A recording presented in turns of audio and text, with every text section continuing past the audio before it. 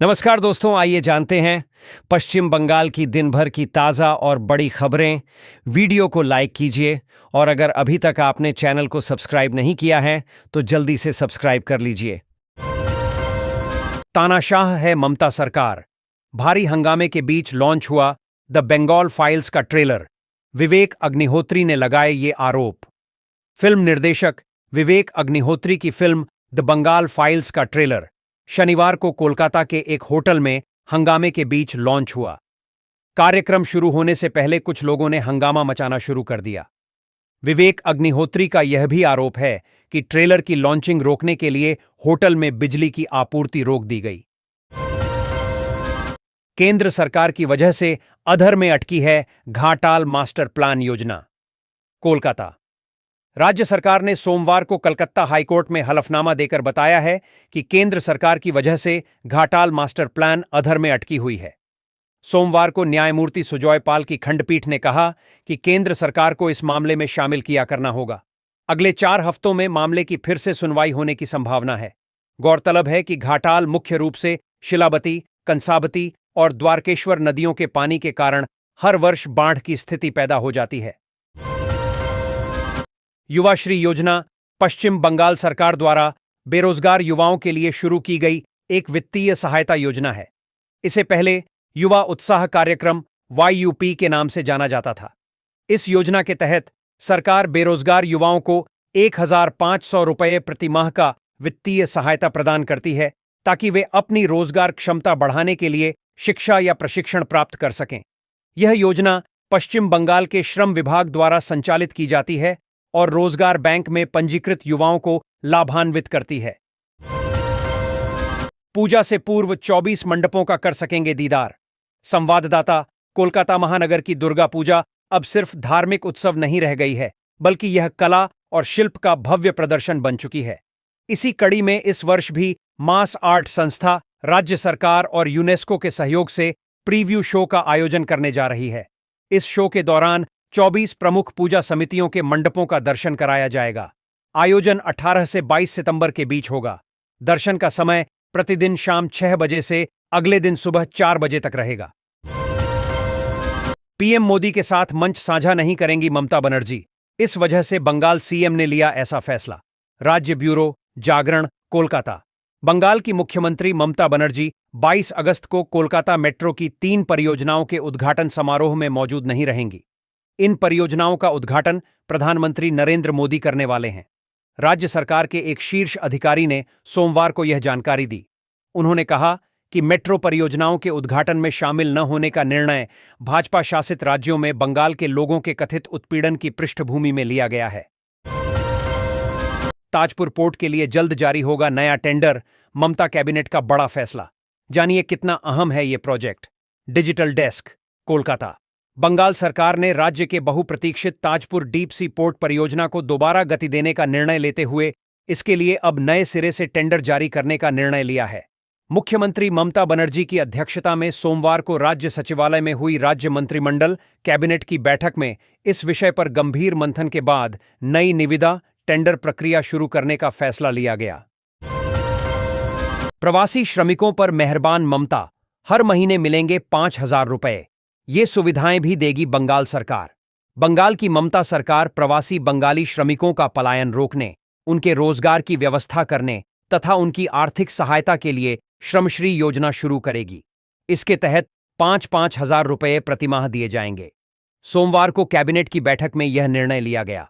मुख्यमंत्री ममता बनर्जी ने राज्य सचिवालय नवान्न में योजना की जानकारी देते हुए आरोप लगाया कि भाजपा शासित राज्यों में प्रवासी बंगाली श्रमिक उत्पीड़न का शिकार हो रहे हैं। पिछले कुछ दिनों में राज्य में 10,000 लोग वापस आए हैं।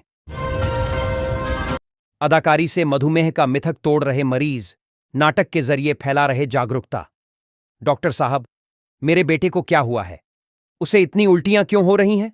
घबराए माता पिता अस्पताल में डॉक्टर से पूछते हैं।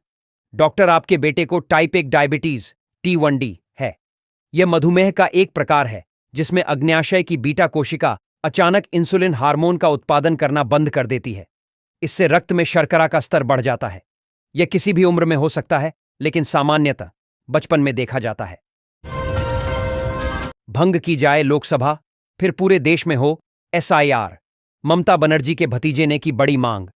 तृणमूल कांग्रेस के महासचिव अभिषेक बनर्जी ने बुधवार को कहा कि मतदाता सूची का निष्पक्ष विशेष गहन पुनरीक्षण SIR कराने की दिशा में लोकसभा को भंग करना पहला कदम होना चाहिए।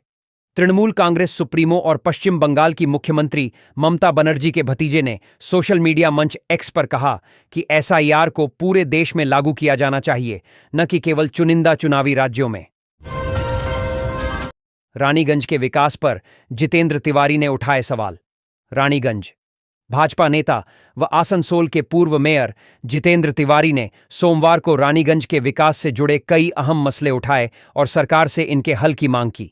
मौके पर उनके साथ पिछले विधानसभा चुनाव में रानीगंज से भाजपा के उम्मीदवार रहे डॉ बिजन मुखर्जी, रानीगंज मंडल अध्यक्ष शमशेर सिंह, उपाध्यक्ष देव कुमार बोस व अन्य पार्टी नेता उपस्थित थे। आयोग की साख पर लोगों को नहीं रहा भरोसा।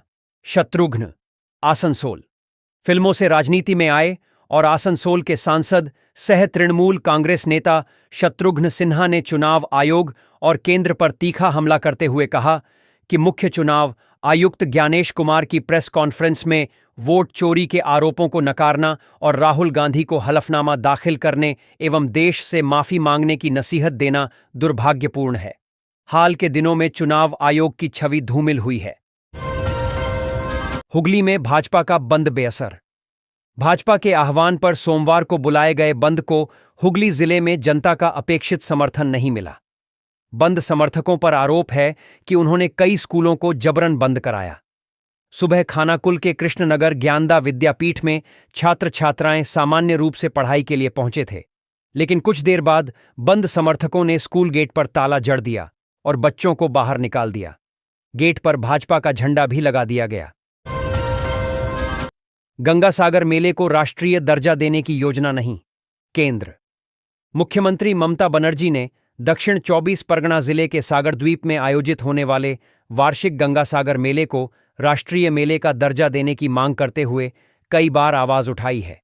इसे लेकर दक्षिण 24 परगना जिले से मथुरापुर लोकसभा क्षेत्र के सांसद बापी हल्दर ने केंद्र सरकार ने गंगासागर मेले को राष्ट्रीय मेले का दर्जा दिए जाने के संबंध में केंद्र सरकार से जानकारी मांगी थी। पूर्व शिक्षा मंत्री पार्थ चटर्जी को सुप्रीम कोर्ट से मिली जमानत, लेकिन रिहाई अभी नहीं। संवाददाता कोलकाता पश्चिम बंगाल शिक्षक नियुक्ति घोटाले से संबंधित भ्रष्टाचार से जुड़े CBI के मामले में पूर्व शिक्षा मंत्री पार्थ चटर्जी को सुप्रीम कोर्ट से राहत मिली है। सुप्रीम कोर्ट के जस्टिस MM सुंदरेश की अध्यक्षता वाली बेंच ने सोमवार को मामले की सुनवाई करते हुए पार्थ चटर्जी समेत मामले में अन्य आरोपियों को जमानत दे दी है। पार्थ चटर्जी ने 2022 के मामले में केंद्रीय जांच ब्यूरो CBI की जांच को चुनौती दी थी। मुख्यमंत्री समश्री योजना पश्चिम बंगाल सरकार द्वारा वरिष्ठ नागरिकों के लिए एक कल्याणकारी योजना है, जिसका उद्देश्य 65 वर्ष से अधिक आयु के लोगों को चिकित्सा उपकरण खरीदने या मानसिक स्वास्थ्य केंद्रों और योग केंद्रों के माध्यम से प्रशिक्षण प्राप्त करने के लिए वित्तीय सहायता प्रदान करना है। यह सहायता DBT direct benefit transfer mode के माध्यम से 3,000 रुपये की एकमुश्त राशि के रूप। भाजपा व चुनाव आयोग के बीच सांठगांठ। तृणमूल कांग्रेस के राष्ट्रीय महासचिव व सांसद अभिषेक बनर्जी ने केंद्र में सत्तारूढ़ भाजपा और निर्वाचन आयोग EC के बीच सांठगांठ का दावा करते हुए सोमवार को कहा कि भाजपा नेता सचमुच आयोग के प्रवक्ता बन गए हैं और नरेंद्र मोदी नीत सरकार के अधीन इसकी स्वायत्तता कम कर रहे हैं। अभिषेक बनर्जी ने दिल्ली से लौटने के बाद शहर के हवाई अड्डे पर पत्रकारों से बातचीत में कहा कि निर्वाचन आयोग और प्रवर्तन निदेशालय ED जैसी स्वायत्त केंद्रीय एजेंसियां मोदी सरकार की कठपुतली बन गई हैं और भाजपा बिना किसी ठोस सबूत के उनके जैसे विपक्षी नेताओं को परेशान करने के लिए इन एजेंसियों का इस्तेमाल कर रही है।